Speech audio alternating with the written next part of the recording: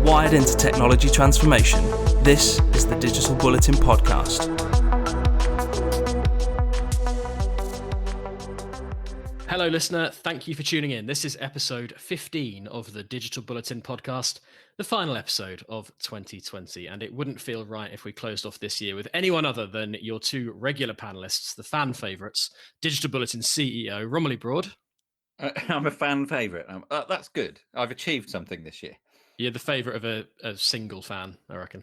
And content director, James Henderson. Good morning. So much energy. I'm not sure how to deal with that. Rob, it's nearly over. 2020. Nearly over. I wish the world actually operated according to our calendar. And then you could sort of say, yes, it's definitely over. It's not, though, is it? But at least we can pretend it's over for a couple of weeks. Well, we can say with some clarity that the year is going to be finishing. That's one thing, right? We can cling on to that. Sure. James, are you feeling festive? Yeah, of course. Yeah. A couple of weeks till Christmas. I'm definitely feeling festive. Like if you can't sort of get up, I've been described as, by humbug and the Grinch many times because of my, naturally moody demeanour. But if after this year you can't get involved and feel some merriment and cheer and get involved in this sort of Christmas spirit, then you should just give up, shouldn't you? So yeah, definitely. Yeah, it feels like we really need it this year, doesn't it? Mm. Right, listener, upcoming on the pod for you today, we will go deep on what 2021 might have in store for business and tech and, humanity. We will review our case study on design ops at IKEA, and we'll hear from EY's Beatriz Sanz Saiz on how data analytics could help close the gender gap in industry. But first, here's some news.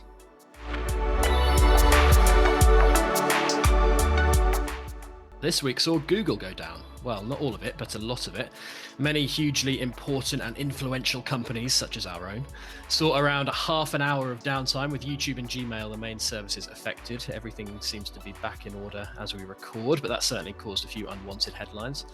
Elsewhere, recently we saw the foundation of the Modern Computing Alliance. Google are involved here too, along with the likes of Intel, VMware, and Zoom. Apparently, the alliance is all about improving computing standards, security, and interoperability.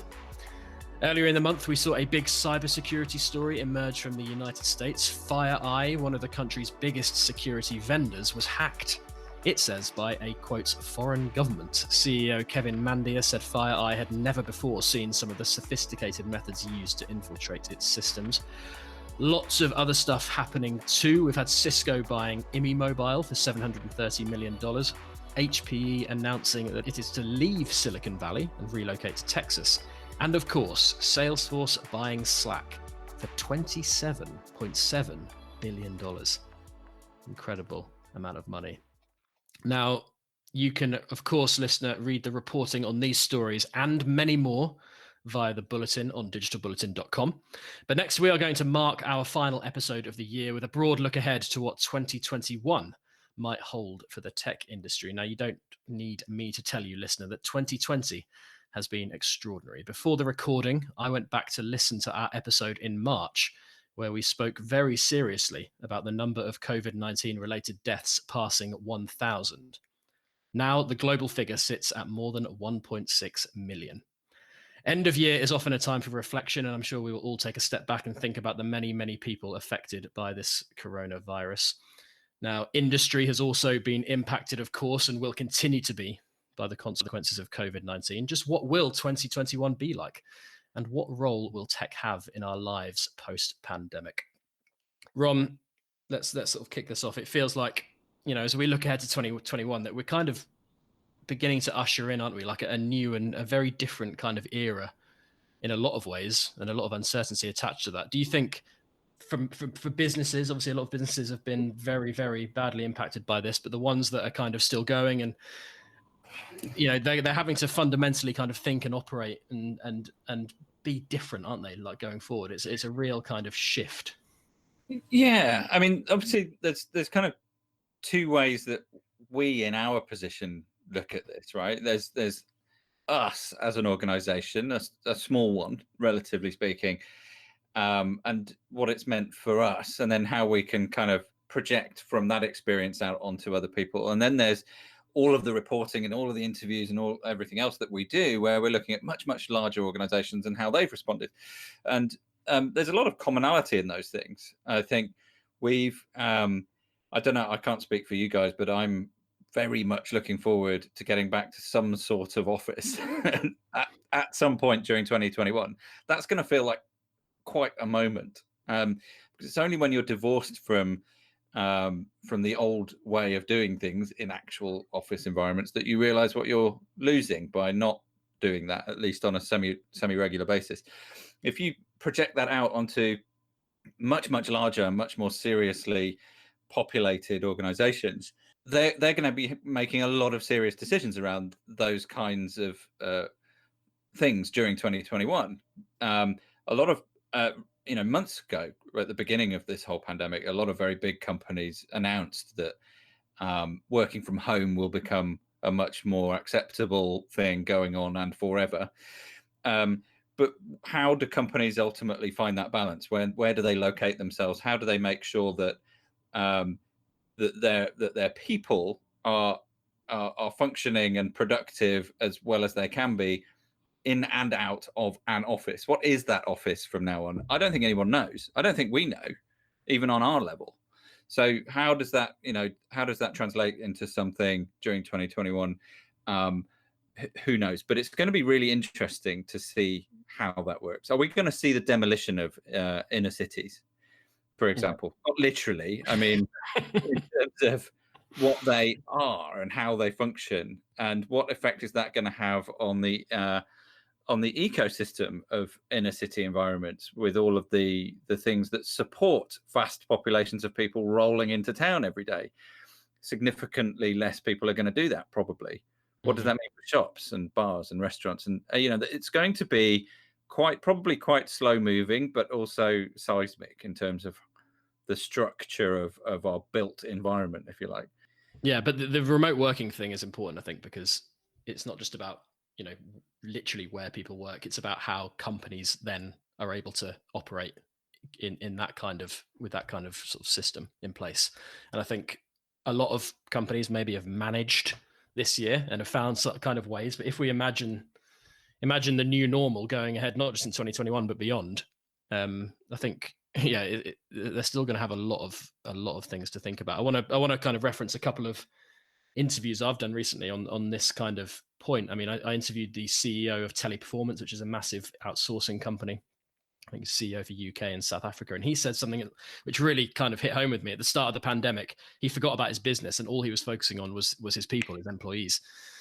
And I also did an interview with somebody from Facebook Workplace, which is going to be being published in an upcoming issue of Digital Bulletin. And he said for next year, he thinks like a key KPI for many organizations will be kind of the health and well-being of employees. We're seeing, Rom, aren't we? We're seeing this shift towards kind of people-centric business, and that's either customers or employees, and in many cases both, obviously. Just a real focus on making sure the people are okay. Right. Yeah. And actually, the companies that come out of this strongest, whenever there's a crisis, whenever companies find their backs to the wall, whether it's a financial crisis or a financial crisis precipitated by a health crisis or whatever it is, the companies that tend to succeed are the ones that innovate the fastest, who double down on their investments, but who are also extremely people-centric in terms of how they organize themselves. Because while you can maintain the heart and mind of a person who's working in your organization in the short term, they will leave if somebody's doing a better job of sustaining that over time after said crisis is done. And so if you're going to be in good shape come the growth period again, you have to focus on that, because ultimately any other KPI you've got cascades from that, right? And that's as true for us as a small business as it is for any large business. And it's a real test of leadership, probably, in terms of how you're able to achieve those things. Yeah, it's amazing, isn't it, to think that how the kind of focus on people has naturally come to the fore. It makes you think before in the kind of structured office environments that were so embedded in companies, how maybe that that focus on people wasn't necessarily there. James, going to bring you in here. Let's look at the kind of tech side of it. Obviously, cloud didn't really need a boost, but 2020 has certainly accelerated the cloudification of business, and the companies who are getting richer and richer by the second, providing sort of cloud services. In 2021, that surely is just going to keep going and going, isn't it? Yeah, I think so. And I think the pandemic has pretty much validated cloud use, isn't it? Like the argument of cloud has won. Companies, it's shown that they need to have sort of access to on-demand services. They need to be able to scale, instantaneously a lot of the time.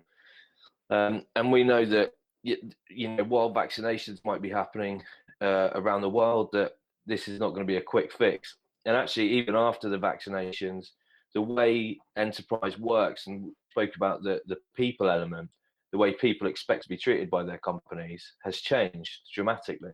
So people have, been empowered to work from their homes or wherever it may be. And I think we're obviously going to see a hybrid of an office model with people working in remote locations, whether it's satellite offices or from home.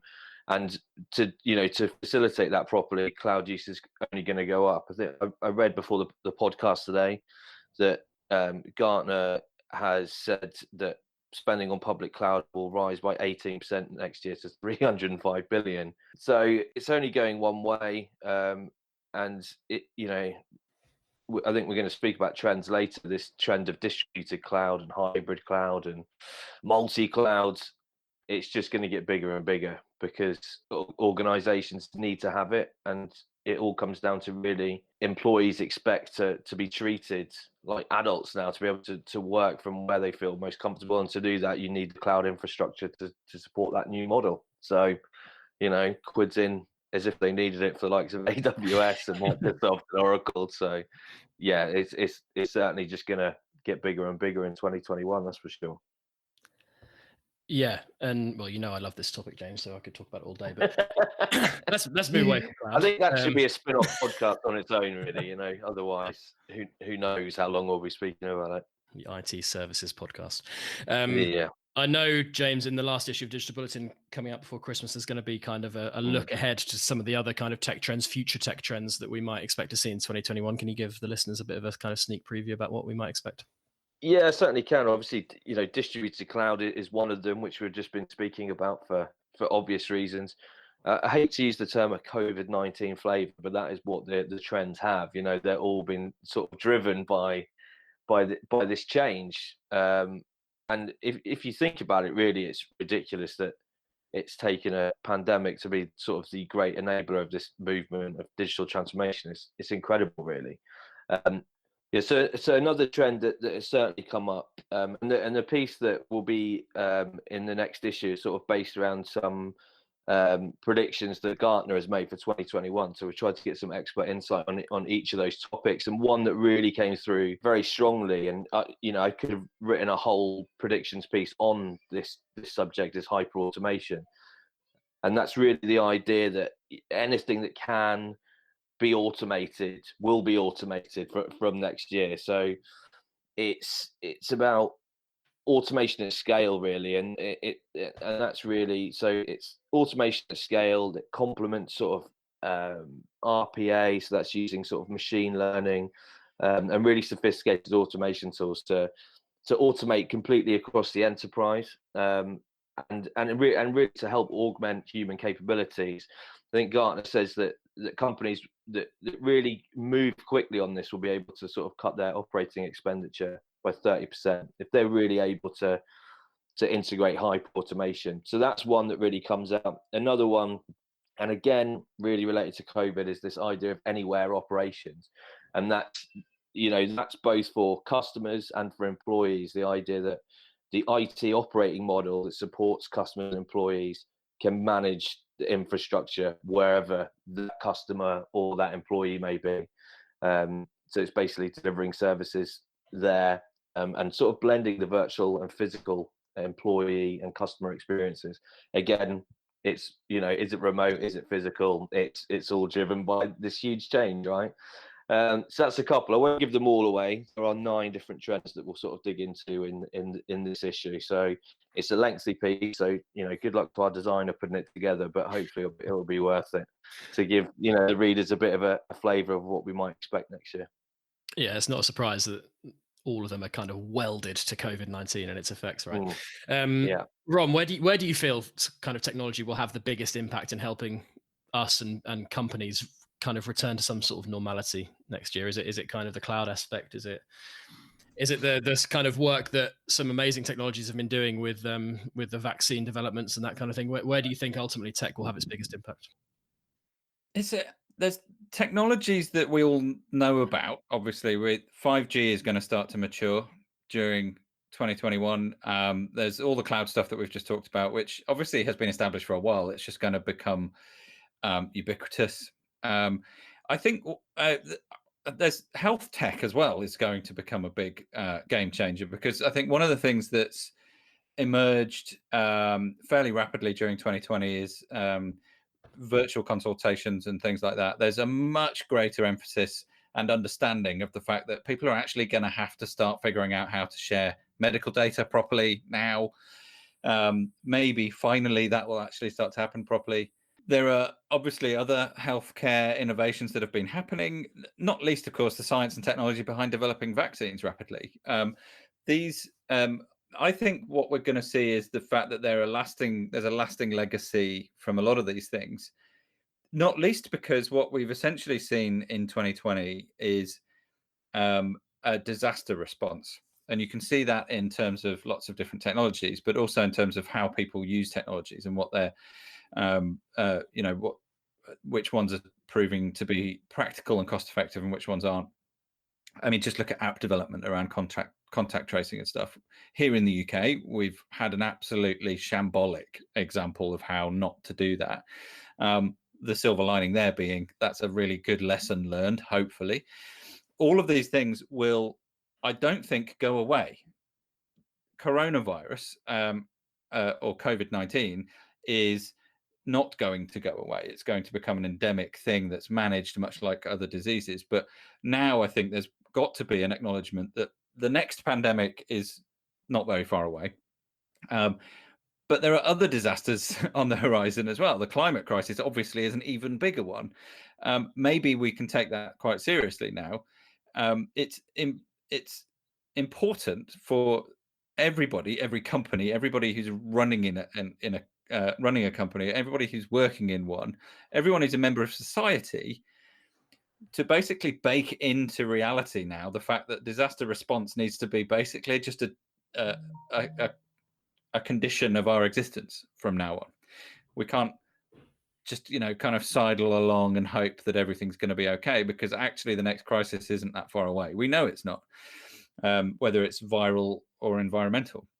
And so over the next decade, certainly, I think we'll start to see a real shift in terms of the way people work, how they value things like, as you were saying, Ben, value people and their well-being and at a much greater degree than purely looking at the bottom line and people as a cost and all those things, especially as we become distributed, because the temptation is going to be to say, right, everyone on 0 hours contracts, everyone's a gig worker, everyone is variously employed for some of the time, and all of these things are going to be kind of fundamentally difficult to manage. And it's very important that if we're going to get through that, we set a really high bar to say, where do we see the value in people, and what is a person as an asset? How do we reward and make sure that they're able to be productive and useful and not cast adrift in some remote workplace while dealing with all of these crises? And technology is going to underpin our ability to do all of that. Obviously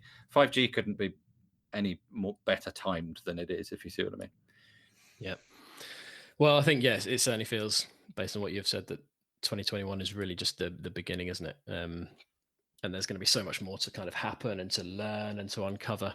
But it does feel like we're on the cusp of kind of, sort of everything is changing and on the cusp of real change. So on that, we're going to move on. But yeah, there's going to be loads more reporting on these topics, obviously, on digitalbulletin.com in 2021 and beyond. But for now, we're going to take a short break and we'll be back right after this. Find us as Digital Bulletin on LinkedIn, Facebook and Instagram, and at Digi_Bulletin on Twitter. For this month's case study review, we are going to look back on our recently published feature with IKEA, or more precisely Inca Group, or IKEA Retail. We had the privilege of making a COVID-secure trip to Sweden to find out all about IKEA Retail's cutting-edge approach to digital design. Just how is the iconic furniture seller delivering the IKEA experience for its online customers? Apparently, the key is design ops. Now we're going to hear from a couple of important people from this IKEA journey. But first, James, what is design ops? I've written many thousand words about this in the last couple of weeks. So design ops principally is sort of a spin-off of the DevOps movement. So it's about the sort of optimization and orchestration of people, processes, and tools to really amplify the value of design and design tools, right? So it addresses challenges like growing and evolving design teams and putting the right people in the right places, rather. So if you think about challenges a design team might have over workflow and tools and governance and infrastructure, all of that stuff, the design ops or the design ops movement is really created to address all of them. And principally, the whole point of design ops is that it takes all of the fragmentation away that you find in bigger organizations and just really allows designers to sort of get on and design. So that and also design ops, everyone who uses it sort of becomes an evangelist for it, right? So they help an organization sort of understand the value of design and design ops. So in a I was going to say nutshell, but that wasn't really a nutshell. In a sort of long and sort of maybe slightly incoherent way, I've sort of explained what design ops are. But I'm sure you have some clips from people at IKEA who probably put it better than I do. No, I thought that was very good, actually. That was very good. Thank you very much. That's very kind. Well, you know, as you may well have known, we do have some clips. And one of the key people in the design ops revolution at IKEA is Karolina Borremalm, who is head of global design operations for IKEA Retail. And in this clip, she reveals the different challenges, first of all, that led IKEA down the path to digital transformation in this area. As a design ops department evolves here, and before it even started, we had a lot of different issues. We were struggling with design maturity in terms of digital design. IKEA being a design company, that might seem strange, but it is not a digital design company. So this is a great shift for us to make and to understand what does this mean. We were product driven, and we were trying to adapt to the product, to the business, without the thought of how do we actually cater for the users. We were also struggling quite a lot with the legacy of not having so many designers employed, but being a lot of consultants in our teams. This meant that as consultants joined, they came with new ways of working and new processes, but they also came with new tools. So there was no standardization of which tools we used and the quality of deliverables. We also have basic stuff like how does a team evolve? If we create development plans for our team members that are employees and also consultants, what are the skills levels? How do they upskill? How do we onboard people, new people? So there's quite a lot of things that we're targeting and trying to mitigate by creating the design ops department. So some interesting thoughts there from Karolina. James, the department was only set up in April, I think, wasn't it, this year? So it's still a relatively new thing for IKEA Retail. Can you tell us maybe a bit about kind of what has been achieved in the short time so far? Yeah, so it's very new actually, but they've achieved a hell of a lot actually in that time. And what really struck me, we spoke to stakeholders from across the business who have come into contact and have started working with the design op team. And what really struck me was how much people have sort of bought into it. We spoke to sort of representatives of the UX team, and what they said, that what was really great for them, they've been able to really quickly sort of access training and reskilling programs for their teams to make sure that they're really properly resourced, and that the guys they've got are really well skilled to work on sort of multiple work streams, which obviously a place like IKEA is really important. They have all, real omni-channel presence. So they're developing tools for, online apps. So, there's a great deal of programs they have to work across. So that was one thing that really came across. I think people are better skilled now, and the right skills being matched up with the right jobs. We also spoke to a guy called Adam Kereshtes. Is that the correct pronunciation? I think that's the correct pronunciation. But he was sort of telling us how he's sort of one of the heads of the design engineering team, and he was telling us that any sort of request for better tooling or resources, usually in most companies goes through an IT department who don't really have an understanding about what design teams do or what they need. All of those sort of requests, they now go through the design ops department, who have a very clear understanding of what it is. They're not going to second guess you or sort of ask you why you can't do one thing one way. They completely understand what it is that design teams need from across the business. So that was what for me really came across, that it's already having a real a demonstrable improvement on a lot of these teams and how people are working. Yeah, it's incredible to get that kind of insight into, isn't it? How a huge company like this kind of strategies they put in place to make really what for an end user is a relatively simple thing to kind of make that happen. Yeah. Rom, let's try and kind of sum up that challenge, because we know in retail at the moment, generally it's extremely challenging for those who maybe haven't kind of fully got on board with the kind of online digital experience of shopping. And I think IKEA is unique in that regard, isn't it? Because a lot of it's kind of the experience for customers is going into the store and engaging with the brand like that. So obviously moving that online and keeping that kind of unique IKEA feeling, as it were, is a significant task, isn't it? Yeah, I mean, there's no better example than IKEA, is there? Really, of why this sort of thing matters. First of all, there's the structure of IKEA, which you mentioned, which is actually far more complicated than you might realize as a franchise system. But also, everything that is kind of at the heart of what IKEA is as a brand is about experience, and primarily a physical experience. Whether you're in the shop, if you go to IKEA, you're kind of there for a day. It's more like going to a theme park, right?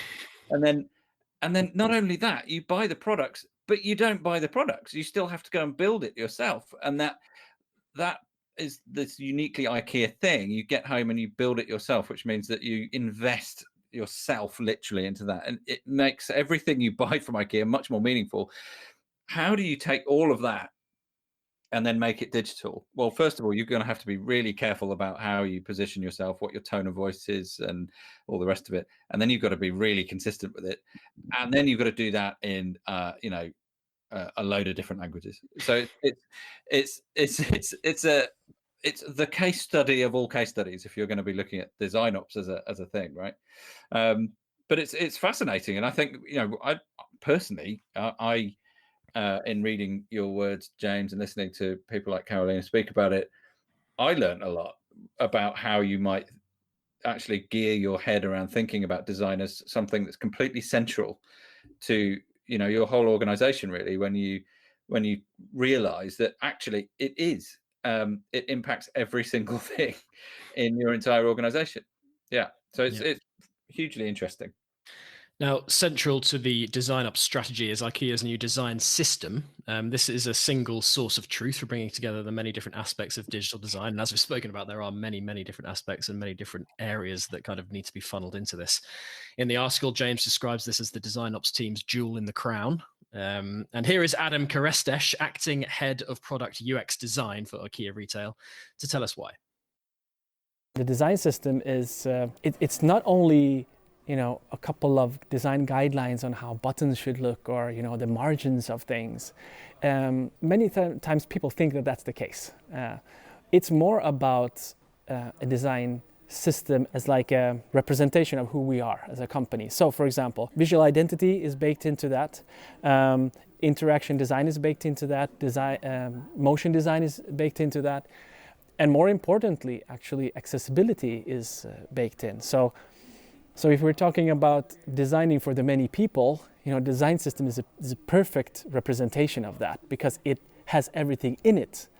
And that also means that designers who are working on products can focus on delivering values and looking at the user journeys instead of trying to kind of reinvent the wheel every time. So it is a major benefit with working with the design ops team around the design system. James, Ron mentioned this earlier actually, but a big part of the design system is kind of establishing the IKEA tone of voice, isn't it? And I think when you're a company that relies on your kind of image and your branding and your tone of voice as much as IKEA, getting that kind of stuff right is so important, isn't it? Yeah, it is. But interestingly, we tone of voice isn't typically something that would be that important, or sometimes not even included within a design system, right? But obviously for IKEA, a company that sort of redefines a certain experience, with its stores, trying to replicate that on your online channels. Obviously tone of voice, just feeling, and the way you sort of interact with customers is so important, right? Like, you would know instantly if you were dropped into an IKEA store, and it sort of has to be the same on the digital channels. So yeah, it's massively important. And part of the design system is almost like a copy toolbox. So anyone who's working on any copy, whether it's someone internally there or companies they go out to, they have all these tools on how they should speak to customers, how the messaging has to be pitched, how to engage with them, because it's such an essential part of what IKEA is, whether it's in store or online. So that tone of voice is, yeah. They said, I think we spoke to one of the guys there who works on that.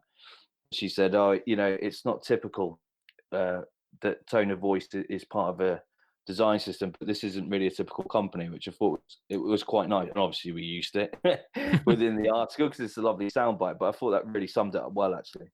Yeah, you know that every single word and every single image available to people via the IKEA app or website has been poured over by somebody, has been thought about probably by a team of people. And yeah, again, it's another example of maybe the end user not kind of necessarily really realizing that, but it all kind of feeds. Well, into I certainly didn't. I've used IKEA's website and its app. They've got that cool thing where they use AR, where you can sort of put a piece of their furniture, if you point it to a place in your room. You don't really consider, do you? You know what I mean? When you're using a digital touch point, you don't really think about it. But going and speaking to these guys, the amount of work and thought and effort that goes into it, it's unbelievable, really. Yeah. Rom, IKEA Retail were kind enough to introduce us to a couple of their key kind of technology partners, Idean and Miro, who have obviously played roles on this journey. Do you want to talk a bit about what both of those companies have supported them with?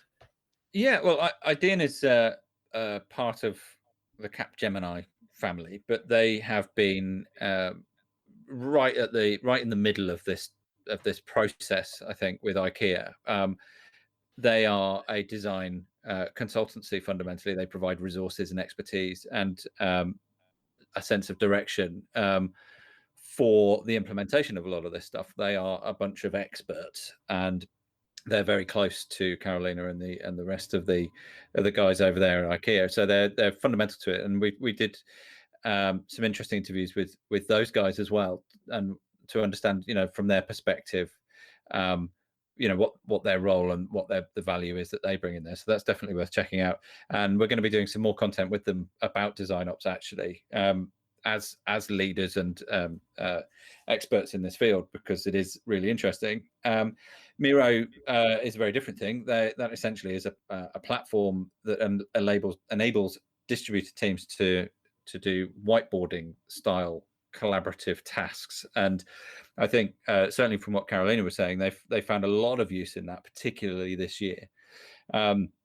And now, having practiced using those tools for a year, you would imagine that will only grow in importance in terms of how they do things going forward. Much in tune with the conversation we were having a little while ago, right? These tools themselves have become available, have matured, and as have the people that are using them, to make sure they get the most out of them. And Miro, I think, has become quite a fundamental tool in IKEA's toolbox for managing what they do. Yeah. And Ron, what about the kind of experience of doing this case study for us as a company as well? Because we cover technology, but this one seemed particularly close to what we are as well, kind of being, we're a company that does creative things, and design ops kind of, it's that it kind of covers kind of technology and kind of creativity and kind of covers both, doesn't it? So in terms of some of the work that we've done in our time, this is up there, isn't it, in terms of the story? Yeah, absolutely. I mean, I couldn't go, which is very annoying because obviously, like the rest of the world, I've been trapped, and suddenly we're actually able to go somewhere. I'm not sure we could now. Actually, since a little bit of time has passed and things are changing again, but it was revelatory for sure for us as a group to understand some of these things, and not just that, but to experience what it's like in the place while it's happening, if you see what I mean. It's all very nice to look at these things academically from a distance, but I'm imagining this, James, but I'm imagining that being in the presence and talking to a bunch of people who are genuinely evangelistic about these tools and these practices that they're deploying is loaded with information that otherwise you wouldn't necessarily get if you're just looking at it from a distance. Am I right? Yeah, it completely opened my eyes into. I knew, obviously, we go over there and we are professionals, so we know what we're going to be speaking to people about. So obviously, I knew it was going to be sort of heavily influenced by this design up story. But it's only when you start speaking to people that you realise how fundamentally it's changed something like digital design for a company like IKEA. It was fantastic. It's the one I've sort of enjoyed the most. I think it would be fair to say. And we were very lucky that we nicked in this tiny window that we were allowed to go over to Sweden and do it. But to speak to them all, and they weren't just blowing smoke. These guys were very passionate about what they were doing, and you could see the sort of large scale change that had already sort of driven in a company like IKEA with the program less than a year old. So to speak to professionals at the absolute top of their game, it was great fun, and getting seeing a foreign city at the same time, thrown into the bargain was okay as well, despite pints of beer costing over £10. But we'll not speak about that. Yeah, overseas travel, such a luxury these days, right? No, it really is a great case study, and I thoroughly recommend, listener, for you to go over to digitalbulletin.com and read the article that James put together and watch the video as well. Real kind of genuine insights and design ops, and we talk about trends for 2021. I think we'll be certainly talking more about design ops next year and beyond. Right, we are going to move on, and we'll be back after this brief interlude. Power up your day with the Bulletin Brief, the latest news, insights and opinion delivered straight to your inbox.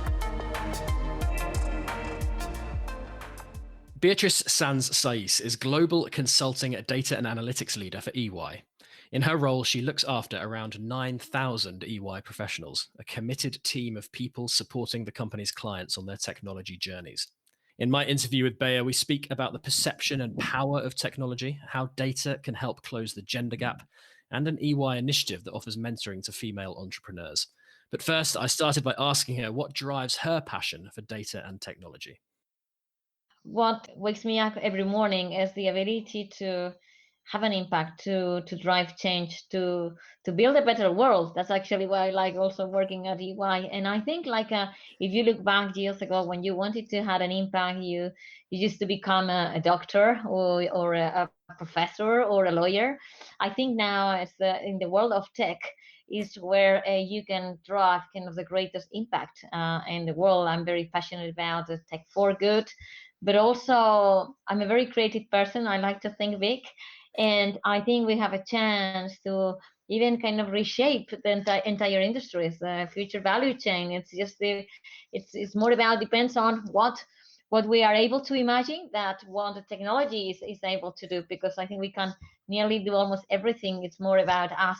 So really, waking up every morning, working with my colleagues, which are experts in sectors, industries, in domains, we work together to drive change and to have impact.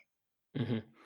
And a lot of these technologies and kind of these thoughts are still quite new. A lot of people are still unaware of the potential of these technologies. When did it first start for you? Were you one of the early kind of people who was very kind of supportive, almost an evangelist to technologies like AI? Like when you first started out in your career, were you always very keen to sort of see the potential of technology? Well, yes, I think now things are a bit easier. But when I started in the late 90s, and I've always been close to doing at that time, we used to call this data mining, yeah. And now it's more data scientists and AI, but the foundation is very similar. Actually, these algorithms, some of these algorithms, the fundamentals of neural networks, they come from the 70s or even the 60s. So it's been here for a long time, but now at that time it was taking a lot of time to process some data. I remember putting my computer and running it the entire night. Yeah, and now things are get done in seconds or minutes. So things have changed, but the fundamentals are the same. I think in terms of readiness, a lot has change. I think companies have realized that this is here to stay. We are moving from the stage of doing a proof of concepts, etc., to really embed data, AI, and automation in the core operations of a company. I think everybody needs to get to this point about being more efficient, learn by the second, learn with every transaction, learn with every interaction. And this is where, I think the market is more ready by far compared to 2 years ago. Yeah, it feels like we're kind of right in the middle of this big change right now, doesn't it? Yeah. Obviously, people like yourself, Bea, and even us, we cover technology. We know the power and the potential of these technologies. But is it fair to say still there is quite a lot to do to get that message out to the wider population, to people in general? Because I think a lot of people maybe still have negative kind of perceptions of technology, especially AI, artificial intelligence, and may think that it's going to take away jobs or whatever. Do you think there's still work to do to kind of get that message out there? The changes these technologies can bring ultimately are probably in most cases going to be positive for everybody. Of course, there's still a lot to do. I mean, in terms of communication, to ensure two things. First, adoption. Yeah, there's still a lot to do to increase adoption of these technologies. I think the world enterprises, we should all see these as the next Excel. Yeah, I remember the days where Excel kind of was started in the market. Now everybody uses Excel. So I think there's still work to do to simplify the use of AI, to put it in the hands of real business users. You don't need to be a mathematician, to manage kind of AI tools for decision making. That's kind of something that the technology, even just in the last 12 months, has evolved, but still there's work to do on that in that space, and also in efforts around communication. They have to be there. That's one aspect. So adoption, and the other one is all this noise around, let's say, ethics. There's a big debate about whether AI is replacing jobs or not. The ethics around AI. Well, we can talk about artificial intelligence or augmented intelligence. I kind of like more about it. And I think the world today is more at the stage of augmented intelligence rather than artificial intelligence, except for some industries which are, like, for instance, the auto industry. They are clearly going to autonomous systems, autonomous vehicles, but still the majority of the industries are in the stage of augmented intelligence. The reality is that this technology, up to today, is creating more jobs. I remember when the industrial revolution, there are always fears when there's new technologies coming in. All these revolutions have just expand the market, the labor market, and I think this is not different. It's also expanding the labor market in the technology space. We will see demand for data scientists increasing like crazy. In the next few years, because data scientists, or the world of data, shouldn't be just seen as a tech domain, but also as a business domain.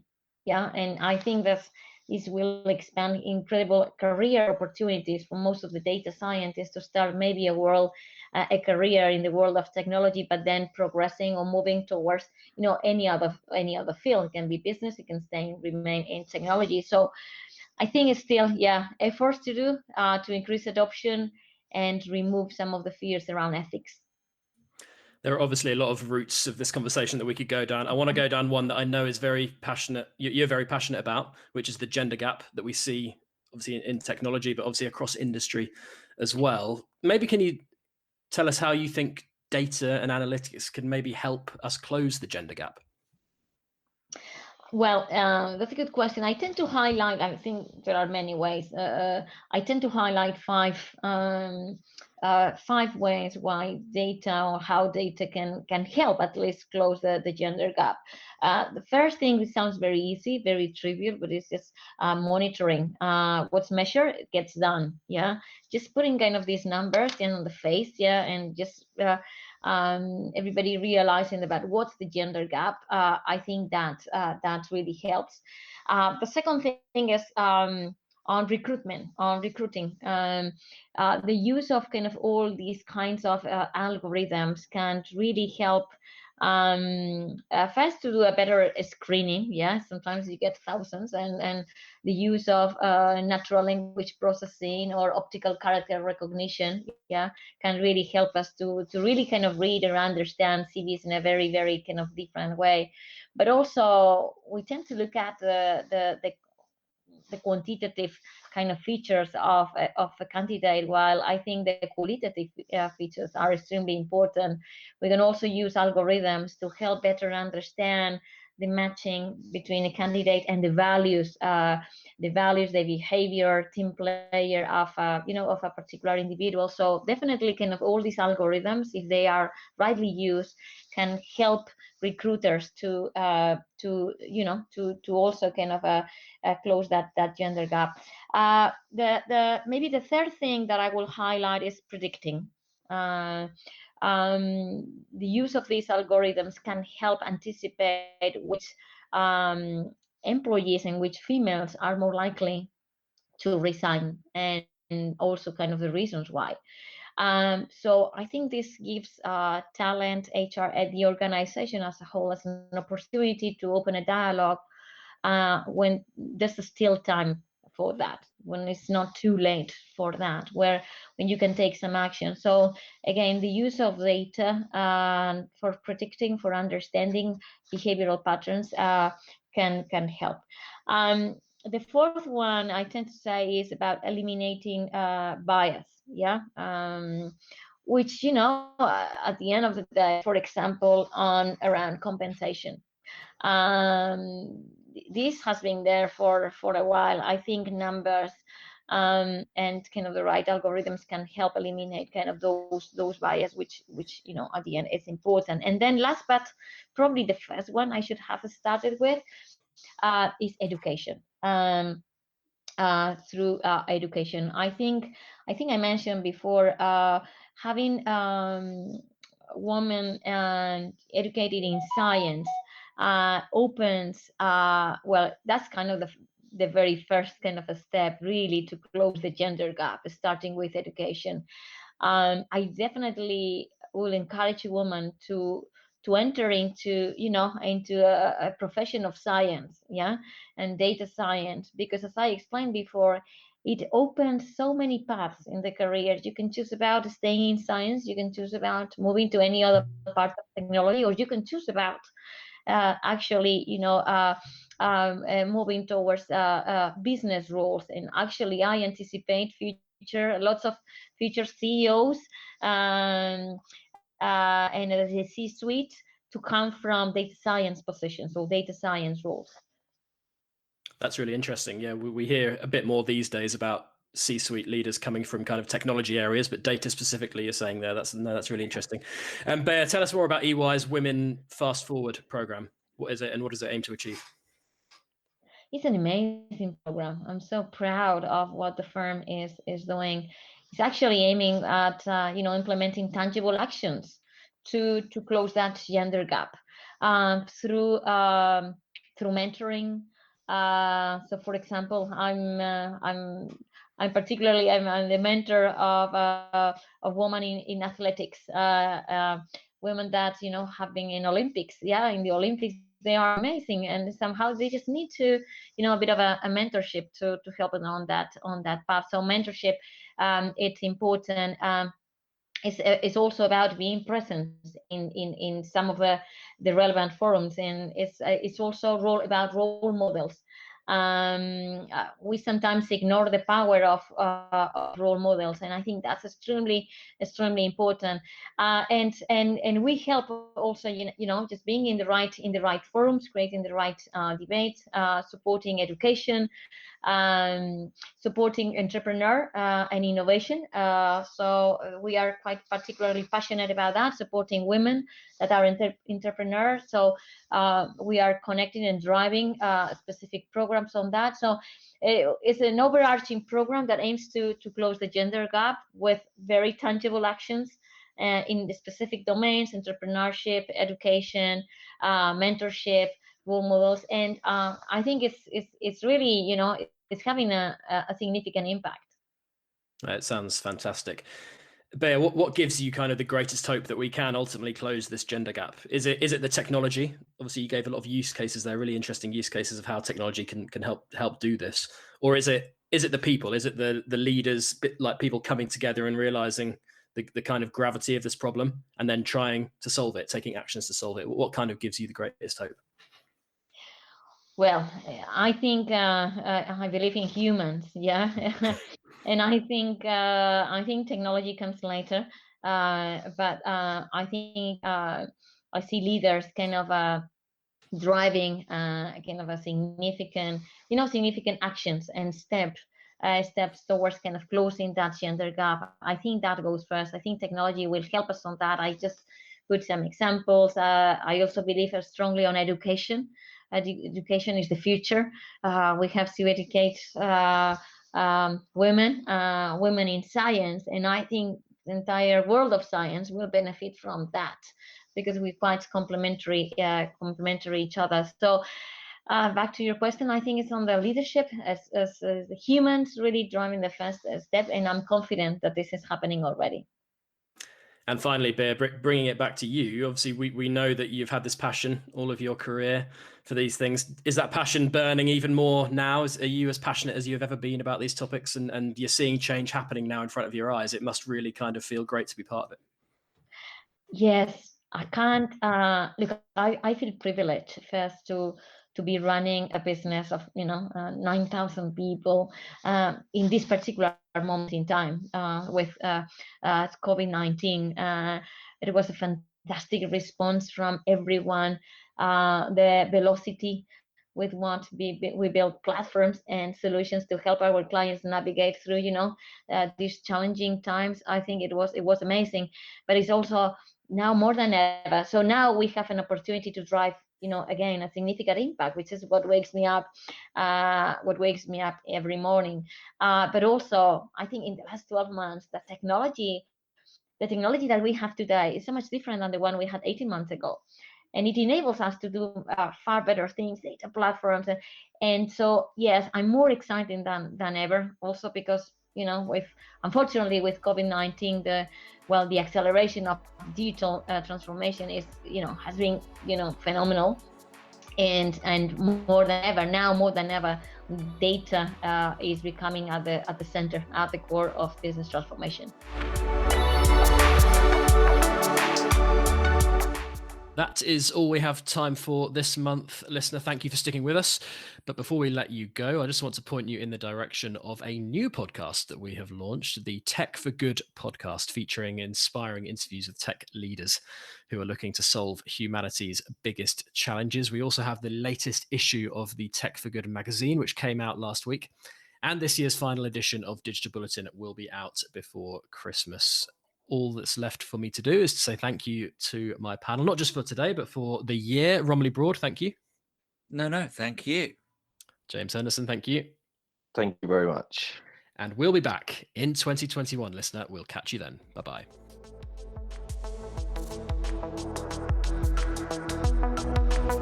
That was the Digital Bulletin podcast, brought to you by Bulletin Media.